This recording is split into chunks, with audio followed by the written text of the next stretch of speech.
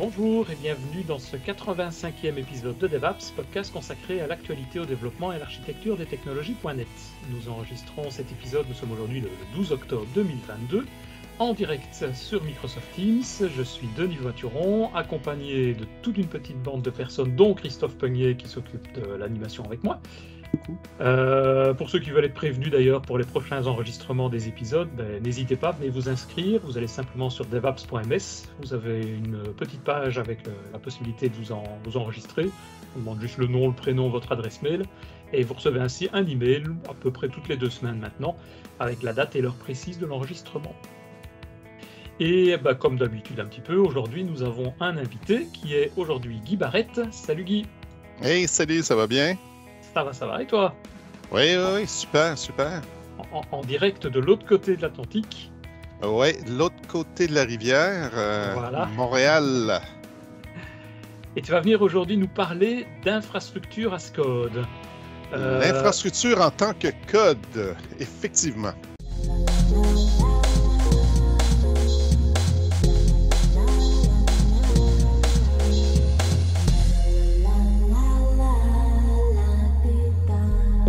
Donc je vais te laisser la main dans 2 minutes. Peut-être juste avant, pour ceux qui ne te connaîtraient pas, déjà tu as fait un podcast avec nous il y a quelques mois, je pense que c'était au début de l'année. Mais sinon, tu es formateur, développeur, basé à Montréal, je l'ai dit, au Canada. Tu es MVP aussi, Microsoft Azure, et tu formes les entreprises à l'utilisation de Docker Kubernetes avec la Kubernetes Academy Online. Et puis il a une collection de pins, comme vous le voyez. Ouais, ceux qui ont la vidéo. Ouais, quelques petites certifications. En fait, j'essaie de couvrir. Mon background, évidemment, c'est des technologies Microsoft. Je suis MVP Azure, mais j'essaie de couvrir aussi les autres cloud providers, dont AWS, Google, puis aussi des plus petits qu'on connaît moins, là, comme Linode et DigitalOcean. Ah ouais. Alors, tu vas nous parler de tout ça, je suppose. Enfin, ça va faire partie de ça. Oui, en fait, dans la vie de tous les jours, je forme les entreprises à Kubernetes et Docker via mes formations live ou via mes formations en mode apprentissage à votre rythme, self-learning. Via mon site web. J'ai un tas de formations, les fondamentaux de Docker de Kubernetes qui est totalement gratuit, qui est disponible en français, 6 heures de formation tout à fait gratuit pour vous. Si vous voulez ensuite apprendre à déployer vos conteneurs sur Azure, j'ai une formation d'à peu près 16 heures là, sur Azure, en français. Et puis, 15 €, hein, c'est comme... pas cher, hein? C'est ridicule. Puis aussi sur les autres cloud providers. Alors, c'est ce que je fais dans la vie de tous les jours. Puis, aujourd'hui, j'aimerais vous parler d'infrastructure en tant que code, ou le terme en anglais, c'est Infrastructure as Code. Puis, on va utiliser un outil qui s'appelle Pulumi. Premièrement, on va essayer de comprendre pourquoi on utiliserait l'infrastructure en tant que code. Puis ensuite, on va voir quelques options. Puis par la suite, on va voir Pulumi. Je vais vous montrer quelques démos pour que ça soit plus concret. Ça vous va? Il y a Christophe qui a déjà levé la main, donc je suppose qu'il a déjà Et je me dis, ok, c'est quoi une infrastructure? Ah, c'est quoi l'infrastructure? Bonne question. Bonne question. Ouais. Alors, essayons de regarder un cas concret. Alors, le scénario suivant, on doit créer un environnement de test dans Azure, qui comprend un compte de stockage. On doit y placer un fichier dans le blob. On doit créer une base de données Azure SQL. On doit créer un app service. On doit configurer notre app service avec la clé pour accéder au compte de stockage, puis la chaîne de connexion. Puis ça, c'est un environnement de test.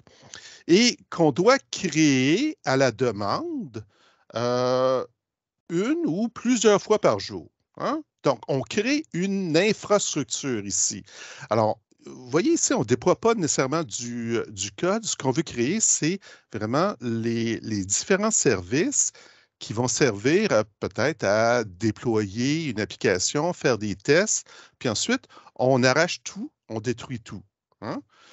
Alors, on détruit, c'est pour avoir un nouvel environnement plus tard, pour refaire des tests vraiment sur un environnement vierge, c'est ça que tu veux dire?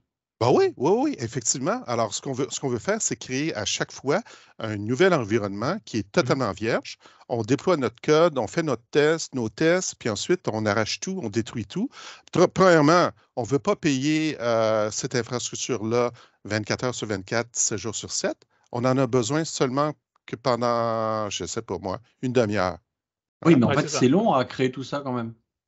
C'est long à créer tout ça. Alors, comment on s'y prend? Alors, ici, j'ai notre développeur dans l'équipe de développement qui va utiliser le portail. La semaine dernière, Denis, tu t'es pas fait hacker un truc? Oui, c'est ça. C'est ce que je me dis, ouais. Pour ceux qui n'ont pas la vidéo, il y a ma photo qui apparaît en tant que développeur. Oui. Est-ce que tu as eu les droits d'auteur pour pouvoir mettre cette photo? Alors, vu que je participe au podcast, c'est comme ça vient de facto. Alors, notre développeur ici va utiliser le portail pour créer tout ça. Ça va prendre combien de temps, notre développeur, pour créer tous ces services-là en utilisant le portail? À la main, oui, c'est ça. Ouais. À la main, hein? Ça prend un peu de temps, ça c'est clair. Ça va prendre un peu de temps. Alors là, dans notre équipe, on a un senior et on voit ici parce que c'est celui qui a le moins de cheveux sur la tête. Comme ça, vous le senior. Ouais, sur la photo, on voit c'est Denis qui est juste retourné. Alors, le senior, lui, dans l'équipe, il dit « Ah, ça ne fait pas de sens, là, cher développeur. Ce qu'il faut faire, il faut automatiser un petit peu ou pouvoir répéter cette action de créer notre infrastructure, mais de façon beaucoup plus rapide. » Alors, lui, il bosse, puis il va créer un script. Okay? Et il va utiliser la CLI d'Azure pour créer toute cette infrastructure-là. Alors ici, ce qu'on voit à l'écran, c'est une série de commandes. On va créer notre groupe de ressources, on va créer notre compte de stockage, on va uploader un fichier, on va créer notre App Service Plan, on va créer une application, notre serveur SQL, etc., puis on va configurer le tout. Génial. On a passé quelques temps pour pouvoir créer ce script-là, mais maintenant, on a coupé le temps de création de notre environnement. Je ne sais pas, lorsqu'on le fait manuellement, je ne sais pas moi, j'ai un chiffre comme ça, là, 20 minutes à quoi? À quelques minutes ici. On a juste à relancer le script. Génial. Ça fonctionne. On a un début d'infrastructure en tant que code. Hein? Alors, ici, ce qu'on a, c'est du code et on crée une infrastructure qu'on va pouvoir détruire facilement à la fin. Regardez la dernière ligne de commande. On détruit notre groupe de ressources. Donc, on vient tout simplement de détruire tous les ressources enfants sous ce groupe de ressources-là. OK, génial. Ça fonctionne bien. Mais là, dans l'équipe, on a un membre de l'équipe qui dit ouais, ça me prend quelque chose de différent ici, là. Donc, j'ai un paramètre ou j'ai quelque chose que je vais modifier directement dans le portail. Alors, ce qui fait que le résultat ne fonctionne plus. Alors, notre développeur à l'initial qui a créé l'infrastructure s'aperçoit que il y a quelque chose qui ne fonctionne pas ici. Il y a une divergence ici. Alors, ce qu'on a fait, c'est qu'on a introduit ce qu'on appelle en anglais, c'est configuration drift, une dérive de la configuration. Puis là, notre développeur senior, s'arrache, il ne peut pas s'arracher les cheveux, mais il se dit, ben là, tu ne dois pas faire ça, tu dois modifier le script pour pouvoir faire tes changements. Alors, le concept de dérive de configuration est important ici.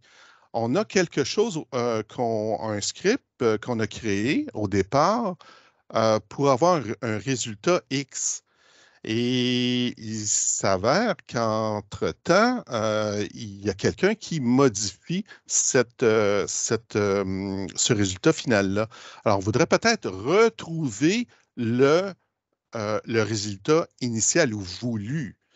Alors, on va revoir tout à l'heure comment on peut utiliser nos outils d'infrastructure as code pour éviter cette dérive de configuration-là.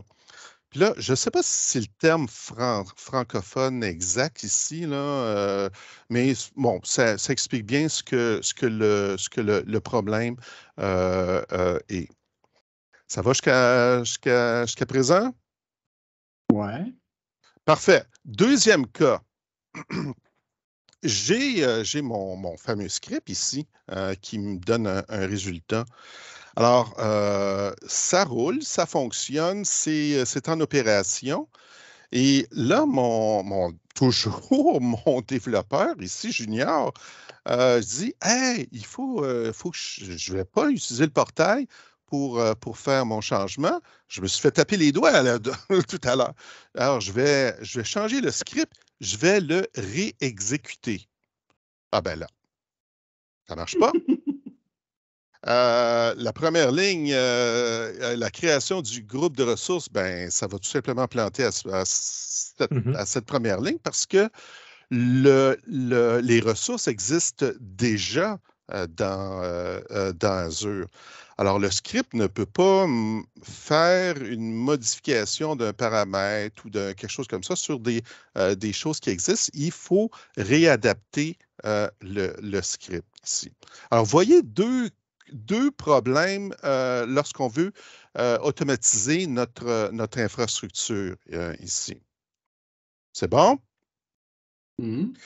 Ouais. Alors, voyons maintenant le concept d'infrastructure as code. En fait, j'ai la définition ici en anglais, mais si on traduit rapidement, l'infrastructure as code en tant que code, c'est une méthode pour gérer et créer des services dans un centre de données via des fichiers qui sont lisibles par des processus automatiques. Donc, par une moulinette là, ou un outil qui va pouvoir lire ces fichiers-là. Alors, ça, c'est vraiment le principe de base ici. On va créer des fichiers, puis ensuite, on va pouvoir provisionner et gérer notre infrastructure. Il y a deux façons d'y arriver. La façon impérative et la façon déclarative. Alors, de façon impérative, on va créer un script. Alors, c'est du code. Alors, si on utilise, par exemple, la CLI d'Azure, ben on fait un AZ group create. On crée notre groupe de ressources. Ensuite, on crée notre app service plan. On crée notre web app, etc. Donc, c'est toute une série d'étapes qui sont exécutées. Alors, ça, c'est la façon impérative. La façon déclarative, on va utiliser un langage quelconque. Et pour l'instant, le langage en tant que tel n'est pas important. C'est le concept là, que je veux focusser. Alors, dans le langage, on va en définir nos ressources, l'état désiré. On veut un groupe de ressources, on veut un app service, on veut un storage account, un compte de stockage, etc., etc. Puis la moulinette ou l'outil qui va exécuter ce code-là, lire le code, va pouvoir regarder les dépendances, par exemple, entre les différents services que je veux créer et créer les bons services. Alors, deux façons de faire, la façon impérative et de façon déclarative ici. En gros, si je comprends, l'impératif, c'est des lignes de commande que tu exécutes, un peu comme si on avait un script style PowerShell ou un batch. De l'autre côté, tu dis, voilà l'état que je veux obtenir. Je veux que mon Exact. serveur contienne la liste de ces différents systèmes et débrouille-toi pour arriver à ça, mais voilà ce qu'il faut faire, quoi. Oui. Alors, à gauche, lorsqu'on a une série de lignes de code, ben, c'est la première est exécutée, la deuxième, la C'est troisième, la ça. quatrième. Il n'y a pas de hiérarchie réellement possible. Oui, et avec des risques aussi. Dans l'exemple que tu mets, tu demandes de créer un groupe de ressources. Si le groupe de ressources existe, bah, je suppose qu'on va recevoir une erreur pour dire désolé, je ne peux pas le créer, puisqu'on demande de le créer. Alors qu'à droite, enfin, je ne sais pas, je m'avance peut-être, mais si là, le groupe de ressources existe, il va s'en rendre compte, il va peut-être pas le créer et continuer les instructions. C'est juste ou pas? Ah, oui, c'est un bon point parce que l'outil qui va exécuter cet état ou désiré là, va avoir une intelligence. C'est C'est-à-dire, ça. il va pouvoir regarder l'état, un état. Puis on va revenir sur le concept d'état dans quelques instants parce que c'est super, super important. OK. Alors, dans Azure, on a ce qu'on appelle Azure Resource Manager, les fameux ARM templates, les templates ARM, qui sont définis dans un fichier JSON. Alors, on définit de façon déclarative l'état désiré et ça permet de créer l'infrastructure dans Azure, les différents services. En fait, en arrière-plan, dans la matrice, là, dans Azure, tout ce qu'on fait lorsqu'on crée, lorsqu'on fait des modifications au niveau des services qu'on utilise, ben, ça va être fait via ce qu'on appelle des templates ARM ici. Même si on utilise le portail, même si on utilise la CLI, en arrière-plan, c'est du ARM que Azure utilise là, pour créer toutes ces ressources-là. Dis-moi, quand on crée avec l'interface Azure, il peut pas nous récupérer le script pour... Absolument, absolument. Ça, Ah, c'est un excellent point. Alors, ce qu'on aurait pu faire, c'est créer tous nos services via le portail Azure, puis ensuite récupérer le template ARM, puis ensuite on peut rejouer ouais, d'accord. ce template ARM. Alors, ça, c'est un excellent point. Alors, ici, ces fameux templates ARM ne fonctionnent que sur Azure. Alors, c'est une technologie qui est liée à Azure directement. On ne peut pas l'utiliser chez un autre cloud provider. Il n'y a pas d'état ou de fichier d'état pour nous dire qu'est-ce qui a été déjà créé ou non. En fait, l'état, c'est ce qui roule présentement, ce qui est exécuté ou ce qui est créé présentement dans Azure. On va le voir avec la différence des autres outils d'infrastructure as code. Où se trouve finalement la différence ici? Alors, voici un exemple d'un fichier JSON, le fichier ARM. Alors, ouais, c'est quoi la problématique ici? Bah, On déjà, s- c'est on s- propriétaire Microsoft, mais à Ouais, part ça, mais si tu veux taper ça manuellement, est-ce ah, que on c'est s'arrache? c'est compliqué, ouais, ça. Quand on voit les instructions, enfin, moi, je suis pas capable de le faire, mais peut-être que quelqu'un qui s'y connaît peut l'écrire, je sais pas.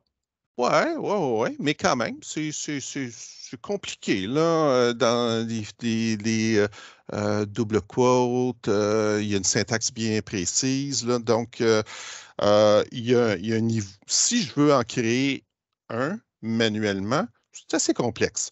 Mhm. Alors, Microsoft a bien compris ça, puis a créé un langage qui s'appelle Bicep, hein, ARM, le bras et le bicep. ici, qui est un DSL, Domain Specific Language, qui a été créé par Microsoft et qui permet de façon déclarative de créer notre infrastructure Azure. Alors, c'est une abstraction sur les templates ARM. Ça fonctionne sur Azure seulement, évidemment, parce que c'est du ARM. On n'a pas de fichier d'état ici. L'état, c'est ce qui est déployé. Et puis, on n'a pas de fonction qui permet de détruire. Donc, on doit détruire nous-mêmes les ressources qu'on a créées. Alors, le petit diagramme ici nous montre à gauche le logo de Bicep. En fait, on va créer nos fichiers Bicep. Et lorsqu'on va faire un build, en fait, Bicep, c'est un transpileur. Je ne sais pas s'il y a un terme français pour ça. Transpilé. Oui. Transpiler, en fait, ça compile pas, ça change, un peu comme TypeScript. En fait, le meilleur exemple, là, c'est TypeScript. On écrit du TypeScript, puis à la fin, quand on build, on transpile et ça crée du JavaScript. Ici, le langage Bicep, une fois qu'on transpile, finalement, va créer des templates ARM. Alors ensuite, on peut les déployer dans Azure. Donc, déjà là, c'est bien. Mais la problématique numéro 1, c'est Azure seulement. Donc, si on est dans Azure seulement, on utilise seulement Azure, bon, il n'y a aucun problème ici. Là, tout va bien. Par contre, si dans notre entreprise, dans notre société, on a des clients sur plus d'un provider cloud, ben là, on ne peut pas utiliser Bicep sur AWS ou sur GCP, par exemple. Alors, voici un exemple, un comparatif. À gauche, on a le ARM template en JSON, puis à droite, on a le code Bicep. Alors, c'est pour créer la même chose. C'est pour créer un groupe de ressources et un compte de stockage. Alors, déjà là, c'est pas mal mieux, hein? On voit ici, là, on crée 2 paramètres au début de notre fichier, puis ensuite, on crée une ressource qui est un storage account, puis on y passe une variable, tiens, qu'on a définie un petit peu plus haut, qu'on a même récupéré d'un autre objet. Puis ensuite, on lui applique des paramètres, comme par exemple le type de SKU. Là, je veux vraiment. C'est vraiment pareil là, hein. Le biceps et le JSON à côté, ils font exactement la même chose, là. Oui, exactement. D'accord. Alors, quand tu On progresse, hein. compiles, oui. Ah, pas pour rien que Microsoft a créé ce langage parce que c'est beaucoup plus simple pour arriver au même point ici. Alors, super, c'est une technologie vraiment, vraiment intéressante, mais il y en a d'autres. Vous avez peut-être entendu parler de Terraform. Ouais. Alors, Terraform, c'est un outil d'infrastructure as code qui a été créé et qui est maintenu par une compagnie qui s'appelle HashiCorp. Ça permet de créer de l'infrastructure. C'est open source. Vous pouvez l'installer depuis terraform.io. Et à la différence de Bicep, Terraform va fonctionner sur tous les cloud providers. Alors, Google, AWS, Azure, DigitalOcean, Linode, même les plus petits. Terraform va utiliser un langage, son propre langage, qui s'appelle le HCLR, HashiCorp Configuration Language. Et on va créer des fichiers de façon, ces fichiers-là vont être exécutés de façon déclarative. Et Terraform, lui, va gérer l'état.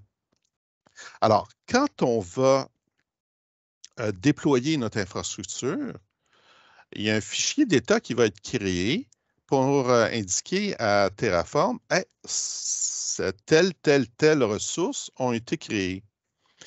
Et ce qui est intéressant ici, c'est que Terraform va pouvoir gérer notre fameuse dérive de configuration. Là. Le problème qu'on a vu au départ, là, quand quelqu'un dit hey, manuellement, là, on va dans le portail puis on fait une petite modification qui était non désirée. Alors, lorsqu'on va, par exemple, en étape 1, on va déployer notre infrastructure.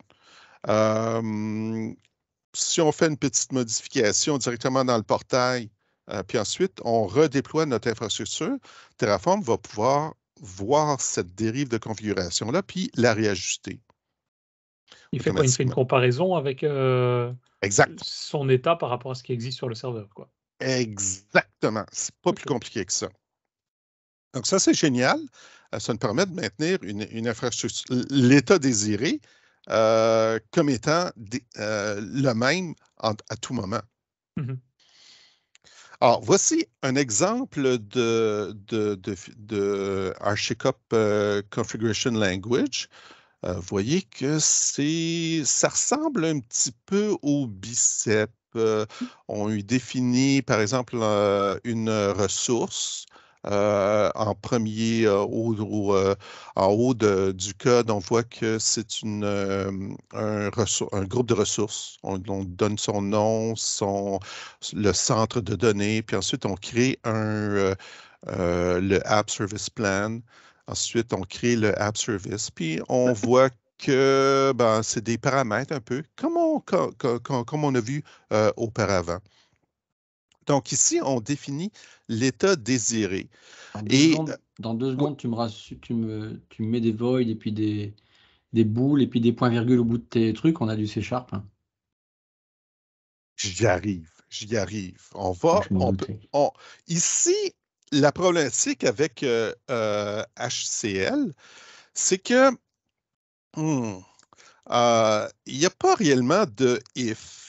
Oui, il y en a, mais c'est dans un langage déclaratif, là, c'est comme étirer l'élastique. Hein? Quand tu te mets à mettre des if ou des choses comme ça dans un langage déclaratif, c'est pas réellement natif. Alors, c'est comme tu étires l'élastique, puis le code qui en résulte est comme et pas génial. Oui, et puis il faut maintenir ça, parce que c'est vrai que Laurent met en commentaire dans le chat, il dit apparemment Anders Selsberg, ça dit au Biceps Team que définir une DSL, c'était beaucoup de boulot. Pas que le DSL, mais aussi tous les outils autour, et qu'il devrait mieux aller sur l'utilisation d'un langage existant. C'est un peu ça, c'est partir sur... il parle ici de Pulumi, je ne connais pas. Peut-être que Laurent peut donner plus d'infos là-dessus aussi. En fait, on parlera peut-être d'ailleurs. Il en a parlé au début, Denis, mais Denis ne suivait pas, il y a du cligner des yeux. Oui, sans doute. Ouais. OK. Alors, Pulumi. Alors, j'ai tendance à dire Pulumi, c'est Pulumi. En fait, c'est un autre outil d'infrastructure as code qui a été créé, qui est maintenu par une compagnie qui s'appelle Pulumi. C'est open source. On peut aller sur pulumi.com pour le télécharger. Encore comme Terraform, on peut l'utiliser sur tous les cloud providers, Google, AWS, Azure, DigitalOcean, Linode, etc. Ça gère l'état et ça gère, comme Terraform, la dérive, le configuration drift. Donc, parfait, OK. À la différence, ici, Pulumi n'a pas créé son propre langage. C'est ça, et c'est ça l'intérêt. Il utilise des langages communs comme Go, Python, Java, Node, soit en JavaScript ou en TypeScript. VB. Et .NET, on peut utiliser C#, F# et même VB. C'est super intelligent quand même. Ouais, en fait, eux, ce qu'ils ont créé, c'est qu'ils ont créé un espèce de je dirais, runtime qui est spécifique à chacun de ces langages-là. Alors, on va récupérer le bon outil et puis ensuite, on va pouvoir faire notre code dans le langage qu'on préfère. Alors, ce qui est génial ici pour les développeurs .NET qui font du C#, au lieu d'apprendre un nouveau langage comme Bicep Au lieu ou le HCL de Terraform, ben, on va utiliser le langage qu'on aime, C# par exemple, et on a seulement importé les bonnes librairies, puis on va pouvoir créer notre code. Alors, voici un exemple en C#. Ah, là, on Ah, est mieux. ça arrache moins les yeux, là, hein? Ah, On s'y reconnaît. Alors, ici, j'ai une classe, puis à l'intérieur, une des premières lignes, ici, on va créer un groupe de ressources. Mais ici, j'ai var, le nom de ma variable, est égal à new resource group, hein, puis on lui donne un nom. mhm. Voilà. Et puis, point virgule à la fin. C'est du C#. Génial. Ensuite, on crée un App Service Plan. OK? Alors, il s'agit tout simplement de comprendre les classes qui nous sont offertes par Pulumi, puis les utiliser en C#. Alors, je crée mon App Service Plan ici, puis ensuite, on crée un Web App, hein, puis tous les paramètres sont ici. Donc, c'est pour un développeur C#, le fait d'utiliser Pulumi et C#, ben, la porte d'entrée est beaucoup plus simple. La première Et, marche est beaucoup plus simple à franchir. et ça va générer un fichier ARM à la fin pour l'envoyer dans Azure, si on parle d'Azure ici? Ou ça fait quoi? Ça se connecte directement? Enfin, je sais pas. J'y reviens. Garde ta question. J'ai un D'accord. petit diagramme Qui montre tout ça. qui montre ouais, tout ça. Voici un exemple en TypeScript. Alors, si vous faites du TypeScript, ben, encore là, voici, ça revient au même. On Mhm. importe les différents modules et ensuite on crée un groupe de ressources. Hein, ça se ressemble pas mal. Donc, si vous travaillez avec TypeScript sur une base régulière, vous pouvez choisir TypeScript ici. Alors, Et je t'interromps encore, et ils ont standardisé ça, même si le provider, enfin, quel que soit le provider sur le cloud sur lequel tu vas générer ton process. Donc, si par exemple ici tu le fais pour Azure et que tu voudras après faire le déploiement sur AWS, c'est le même code? non, non, Ok, ça ne sera pas le même code. Alors, tu vas utiliser les bonnes librairies pour le bon provider. Donc, c'est ça, la librairie dépend du provider. Ok, ouais, la ouais, librairie dans le bon langage et pour le bon provider. c'est ça. Ce qui Hmm. est logique, puisque je suppose que chaque provider a ses particularités aussi, quoi. Il n'y a Ben peut-être oui, pas de oui, oui. ressources groupe, j'en sais rien du tout dans Azure, dans AWS. Enfin, je suppose que oui, mais Ouais, il y a l'équivalent, mais ce n'est pas la même chose. Donc, tu ne peux pas prendre le même objet. c'est ça. Ouais, ouais, tout à fait. Ok. Alors, dans ce diagramme ici, on voit les étapes, là. En première étape, on va créer notre fichier Pulumi. Donc, on va utiliser C# ou TypeScript ou Go ou Java ou autre chose. Mhm. Puis ensuite, bon, on va installer au préalable l'outil Pulumi. Puis, ce qu'on va faire, on va faire un Pulumi up, qui va compiler finalement le fichier, s'assurer que la syntaxe est correcte, et puis ensuite communiquer avec le cloud provider, donc AWS, Azure, et va communiquer avec l'API du cloud provider. Alors, tout à l'heure, ta question, Denis, était la suivante. Est-ce que ça génère des templates ARM? Ouais. Non. L'outil ou l'espèce de runtime ou de librairie va communiquer via l'API du cloud provider. Ah oui, ok. Et il y a une raison pour ça? Pourquoi ne pas générer de l'ARM? Je veux dire, c'est quoi? C'est plus performant? C'est plus, je sais pas, évolutif? Je sais pas. J'imagine c'est pour être constant sur tous les cloud providers. En fait, que chaque cloud provider offre Ah un oui, point d'entrée qui est un API. ouais, c'est ça. Ouais. Euh, sur AWS, on a l'équivalent des templates ARM qui s'appelle le CloudFormation.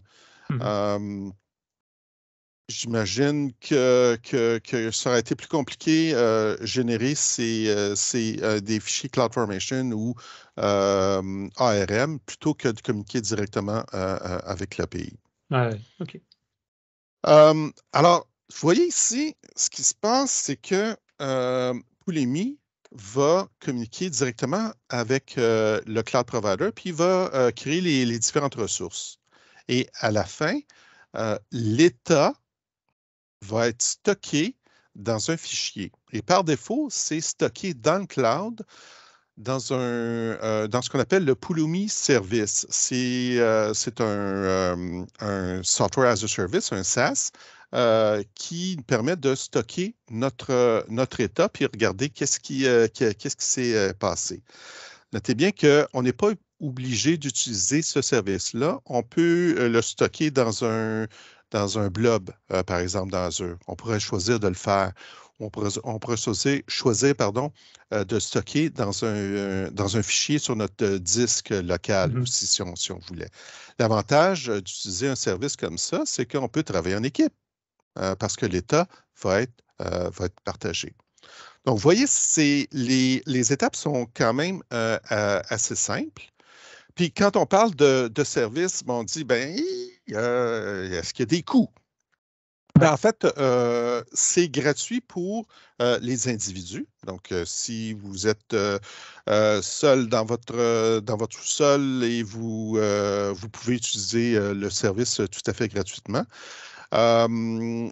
Pour des petites équipes, Pulumi offre dans ses premiers tiers là, de facturation des crédits qui sont assez généreux, qui font en sorte que pour une équipe, je ne sais pas moi, de 5 personnes, avec un nombre minimum, là, peut-être une dizaine de ressources, à la fin du mois, ça ne coûte rien parce que les crédits vont payer finalement pour l'utilisation ici. Donc, même pour les petites équipes, entre guillemets, commerciales en entreprise, pour les sociétés, l'utilisation du service peut résulter là, en des coûts nuls ou très, très minimes.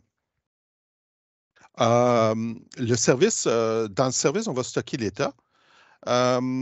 Et puis, ici, il y a une différence fondamentale si on compare avec Terraform. Pour ceux qui sont familiers avec Terraform, Terraform a un service aussi, SaaS, qui s'appelle Terraform Cloud, dans lequel on va stocker l'état aussi, mais qui va être un peu similaire comme les GitHub Actions. Les actions GitHub, lorsqu'on les exécute, il y a un conteneur en quelque part qui est instancié. Puis là, il y a une série d'étapes là, qui sont exécutées dans ce conteneur-là. Et puis ensuite, il est détruit. On a le même principe sur Terraform Cloud. Alors, les commandes qui permettent de créer nos ressources vont être exécutées sur le service de Terraform Cloud.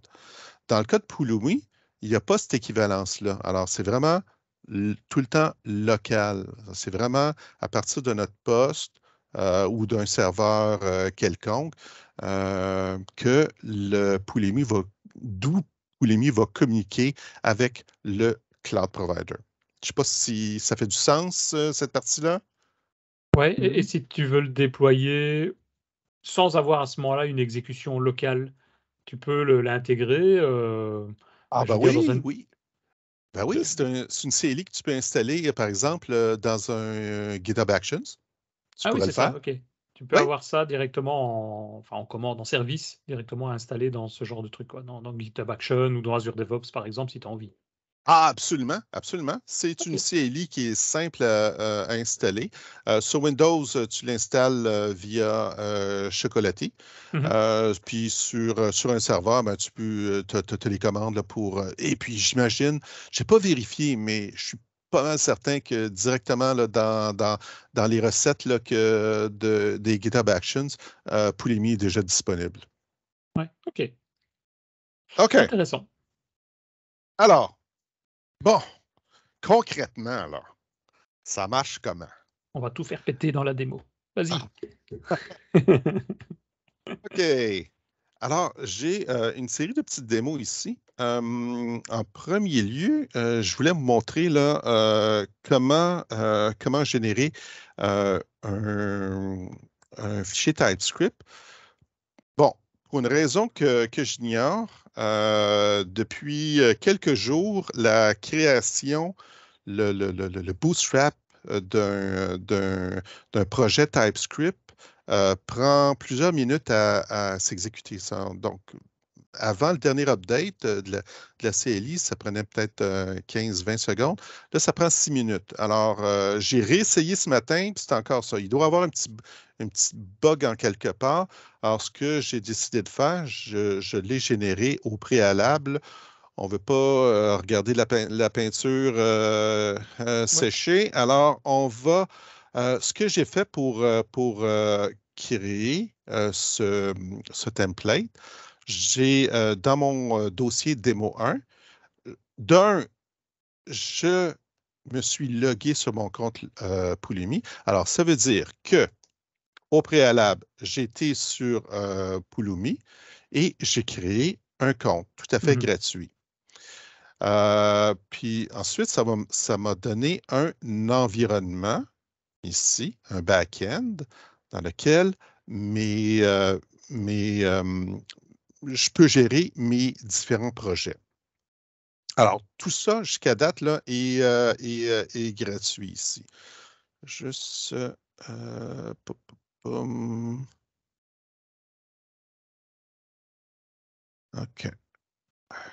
Alors, revenons ici.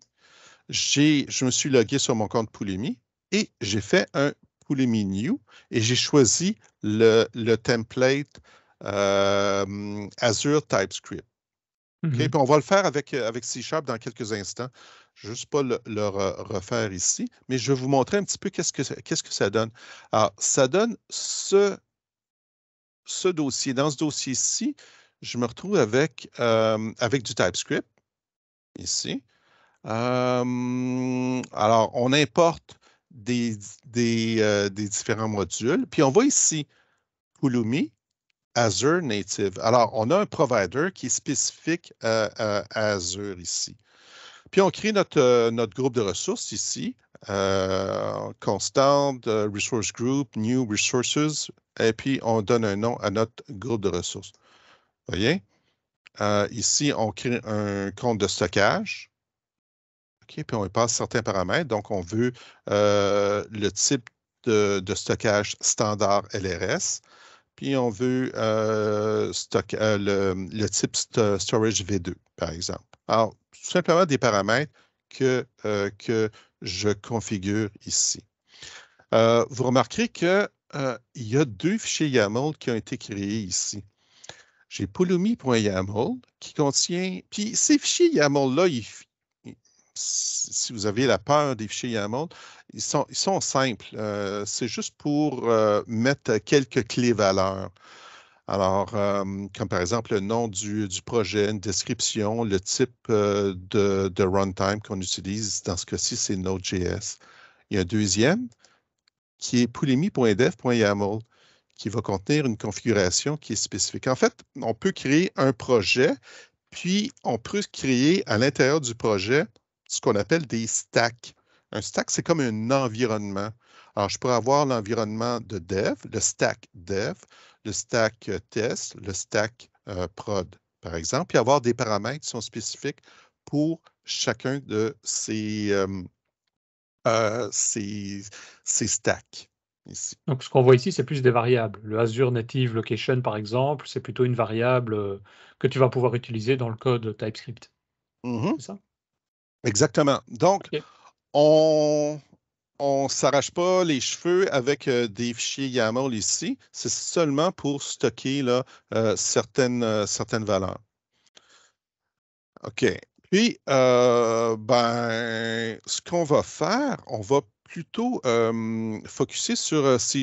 Alors, je vais changer de dossier. On va aller dans le dossier démo 2. Puis, dans mon dossier démo 2, j'ai absolument rien. Hein? On commence sur une page blanche ici.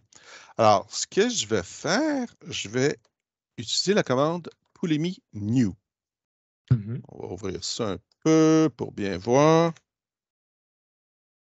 Alors, Pulumi New nous permet de créer un projet avec un template. Puis ici, je vais naviguer avec les flèches. Vous voyez ici, on voit AliCloud, AWS. Alors, il y a toute une série de templates qui sont disponibles ici. Puis on retrouve Azure. Et on voit ici Azure classique, puis Azure pas classique. Là. Il y en a un qui il y a le mot, le terme classique à l'intérieur. Alors, ça, c'est pour compatibilité avec un ancien type de fichier. Alors, si vous débutez, ne choisissez jamais classique. C'est pour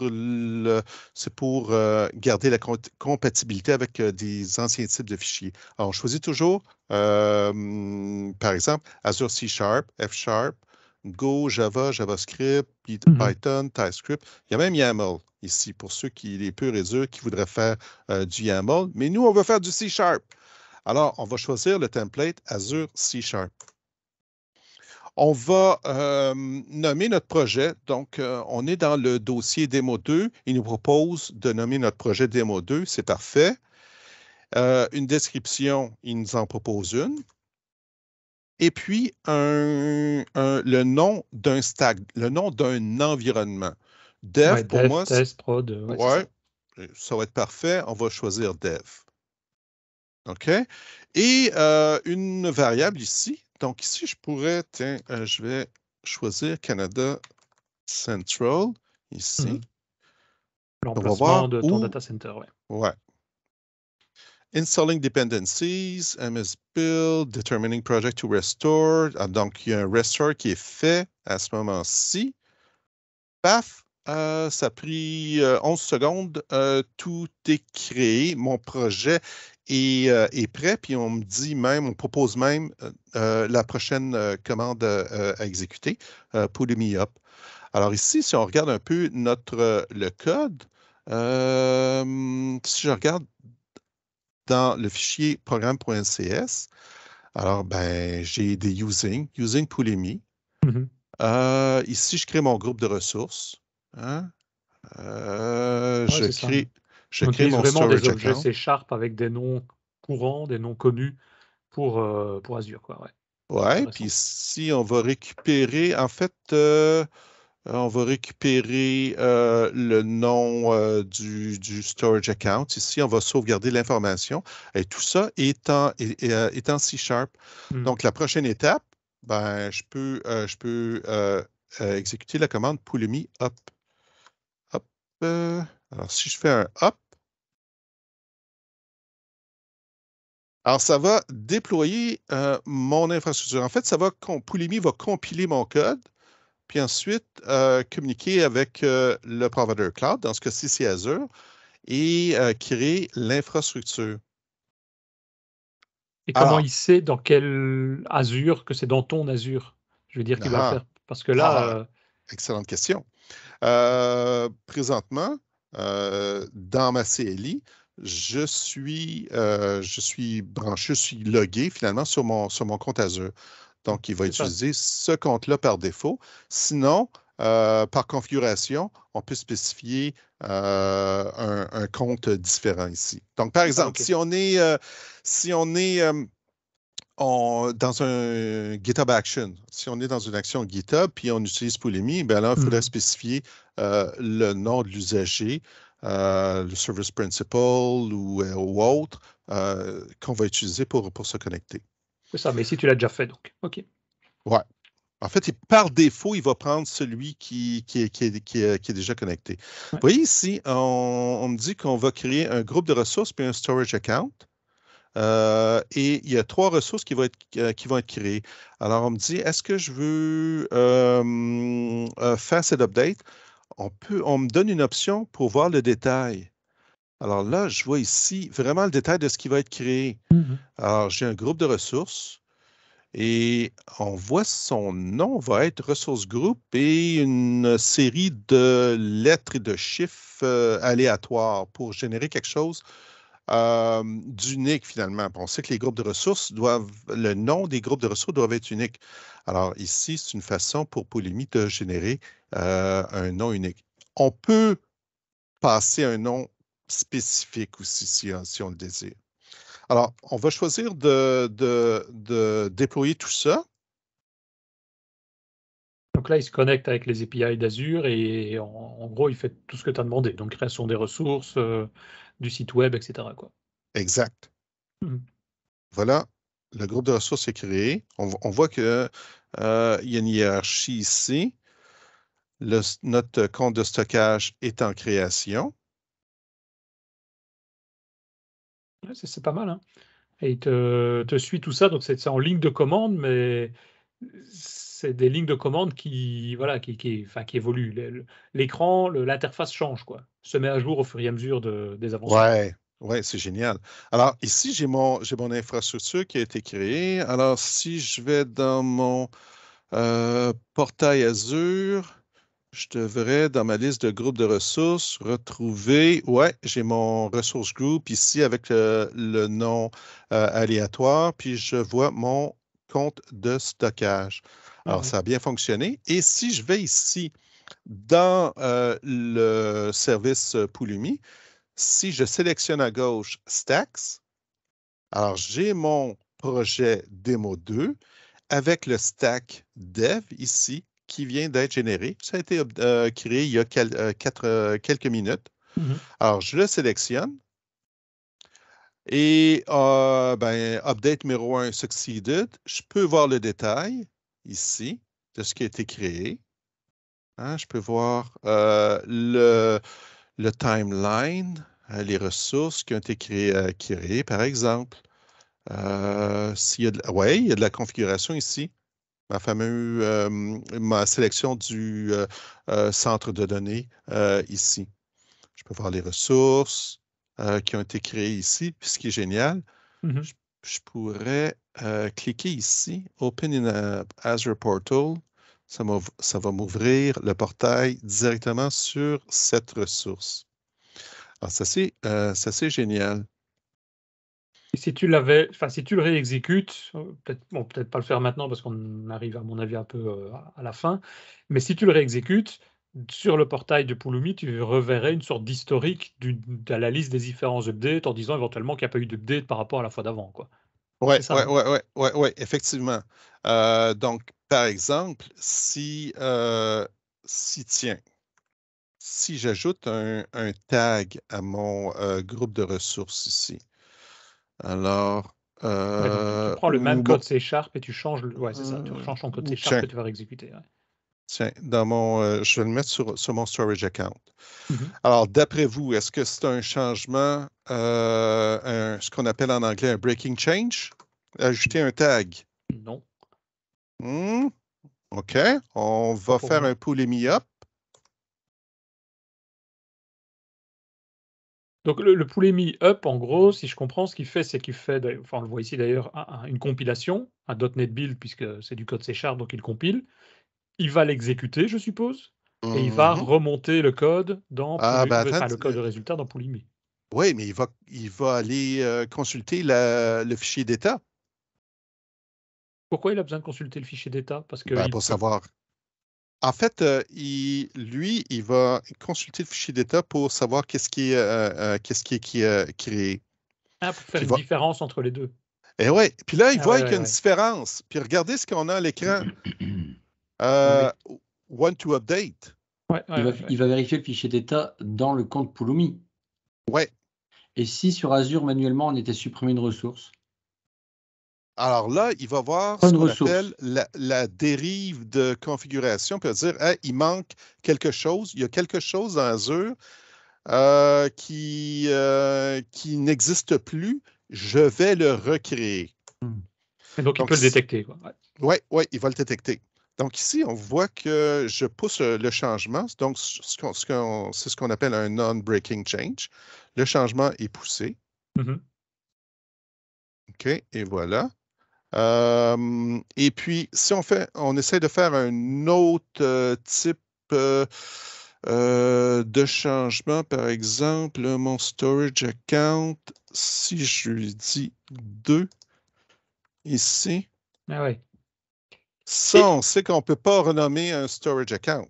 et là, en fait, ce que tu fais, tu as changé le nom dans l'objet New Storage Account, donc tu mets un SA2 à la place de SA, mais ça veut dire qu'il ne va pas créer un nouveau Storage Account SA2.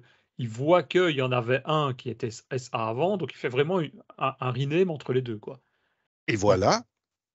Hein? Regarde c'est ce ça. qu'on a à l'écran.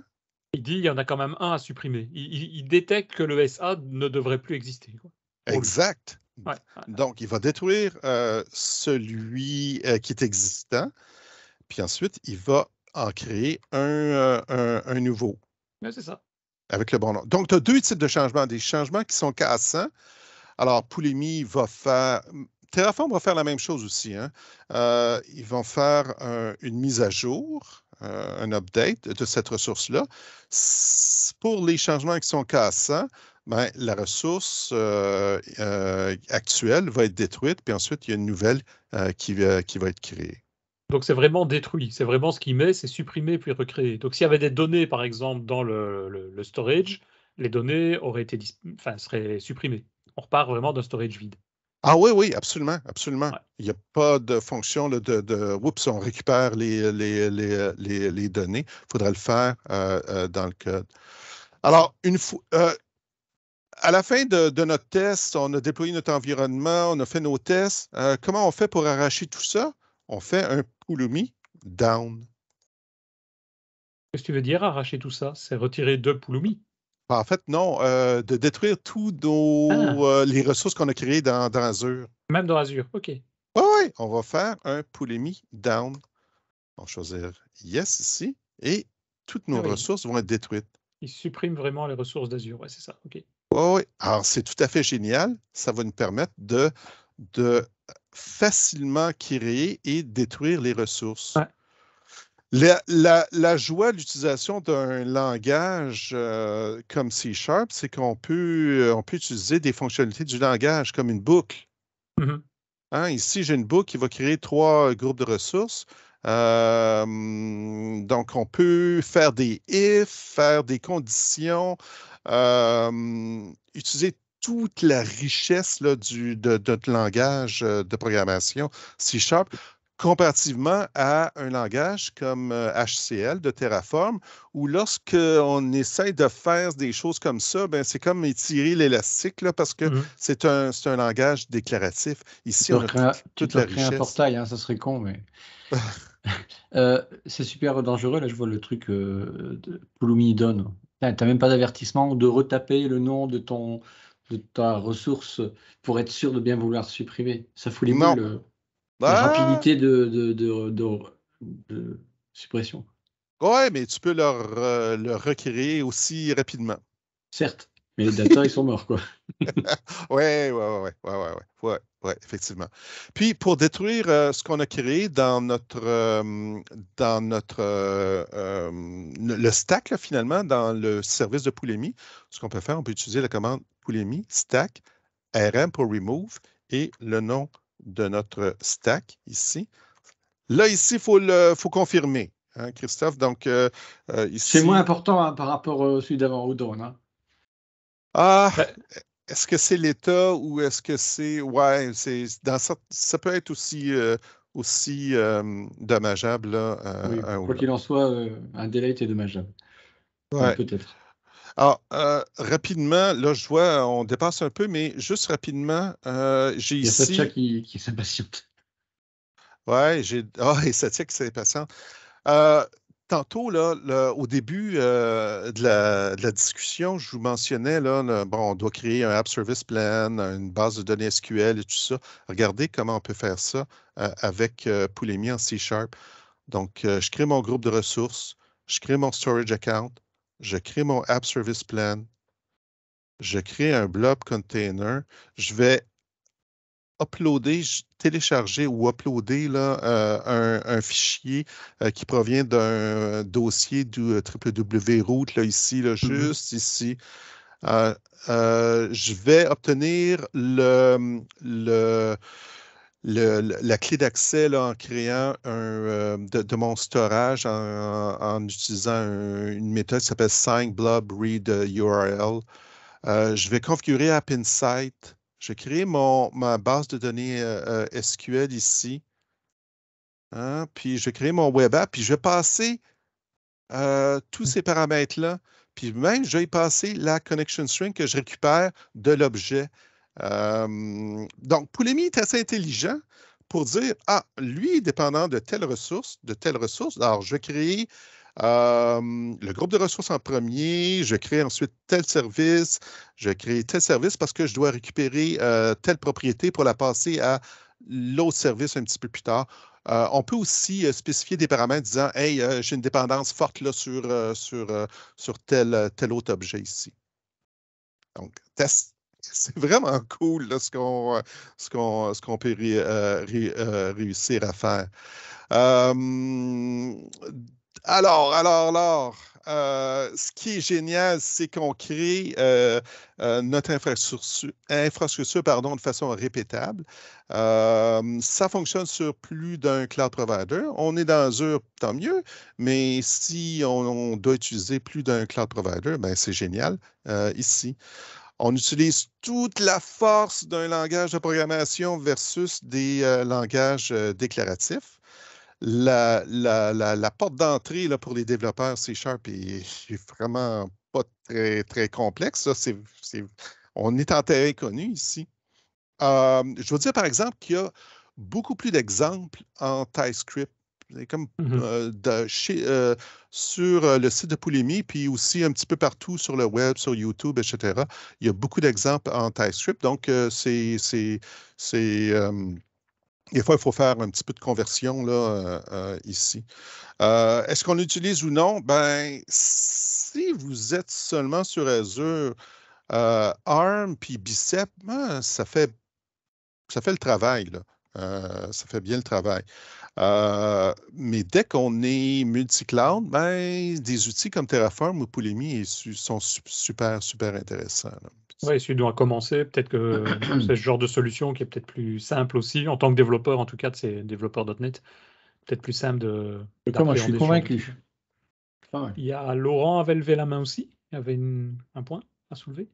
Ouais, juste un petit commentaire sur la ligne Low Learning Curve for C# Developers. Moi, je mettrais Lower Learning Curves.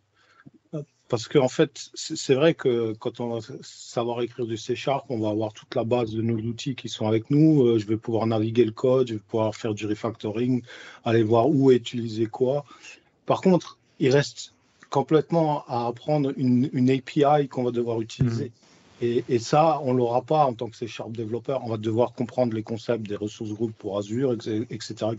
Ça, on ne peut pas passer au travers. Par contre, toute la base de la logique, réécrire une logique booléenne, etc., on n'a pas besoin de la réapprendre dans un autre langage, etc. Et on a accès à nos outils. Donc ça, c'est vraiment un point en plus. Mais je ne mettrais pas low learning, mais low. Ouais, tu as entièrement raison. Non, il veut que tu mettes low en italique. Voilà. Ouais, en fait, tu as entièrement raison parce que je me suis buté un petit peu à l'apprentissage de l'API aussi. Puis il y a certains API qui sont plus complexes, là. Effectivement. Donc, la façon d'utiliser avec le langage C#, ça, c'est simple, mais il faut que tu apprennes un API. Effectivement. Très bon point. Et la documentation est, je vais dire largement, même si c'est en TypeScript, bon là il y a moyen de transformer ça, mais elle est suffisante pour pouvoir faire tout ce qu'on veut en général? Tu as la documentation, le même type de documentation dans tous les langages. Donc, tu as l'API qui est documenté, tout ça. C'est surtout le nombre d'exemples ou de tutoriels que tu vas trouver un peu partout qui vont surtout être en TypeScript. Mais ça, tu en as quand même suffisamment pour pouvoir te débrouiller avec l'expérience que tu as là-dedans. Il y a moyen de trouver ça intéressant, quoi. Ouais, puis j'ai pas trouvé d'exemple en VB par contre. Ah, Christophe. Je n'ai pas écouté. Il n'y a pas d'exemple en VB, il a dit. J'en ai pas trouvé. Non, mais j'en fais plus de VB. Bah non, c'est toi qui dois les faire, les exemples. Ouais. Tu les fais. Non, mais c'est très bien. Je ne sais pas s'il y avait d'autres questions, d'autres points que vous vouliez soulever aussi. Si Guy, tu voulais aussi rajouter quelque chose. Ça fait le tour. Je pense que dès que vous avez à recréer un environnement, par exemple, de test sur une base régulière, ça vaut vraiment la peine d'utiliser un outil comme ça. Ça vaut vraiment, vraiment la peine. Et je pense qu'on est, à mon avis, peut-être aussi qu'on est dans des équipes, par exemple, où tu as, je sais pas moi, quelques développeurs qui veulent avoir un environnement de dev, chacun le sien pour éviter d'aller mettre le bazar dans l'environnement du voisin. Ce genre d'outil peut être utile justement pour créer tout l'environnement facilement pour un dev, et puis il peut le détruire pour économiser de l'argent, et puis le recréer 2 jours après s'il en a besoin. Non, je vois bien l'utilité. Et ce qui est bien, c'est que Pulumi, même sur OVH, tu peux l'utiliser. Donc, si un data center il brûle, c'est pas grave. Grâce à Pulumi, tu peux en créer un à Roubaix, par exemple. Ceci dit, ils sont compatibles. Ah ouais, il y a un provider OVH, absolument. Ah bah tu vois. C'est hyper pratique. Eh bien, je pense qu'on a fait un peu vraiment le tour de tout ça. Donc, merci beaucoup, Guy. J'espère que vous avez appris qu'on avait appris sur l'infrastructure en tant que code et sur les différents outils qui sont disponibles. Intéressant, en tout cas. Merci. Juste pour terminer, avant d'envoyer le jingle, pour finir, si vous appréciez le podcast, venez nous soutenir. Vous pouvez aller sur tipeee.com/devaps. C'est déjà ce qu'on fait comme la semaine passée, comme il y a 2 semaines. R73, Marc Plessil, Frédéric Amblard, Adrien Clairbois et Mickaël Fiorito. Merci à vous. Et si vous voulez rajouter des commentaires ou poser des questions, le plus simple, c'est d'aller en bas des vidéos YouTube. Vous la retrouverez facilement depuis le site devaps.ms. Et un tout grand merci à toi, Guy. Merci à tout le monde. Et à bientôt. On se retrouve d'ici 2 semaines pour un nouvel épisode. Merci bien. Merci, monsieur. Salut.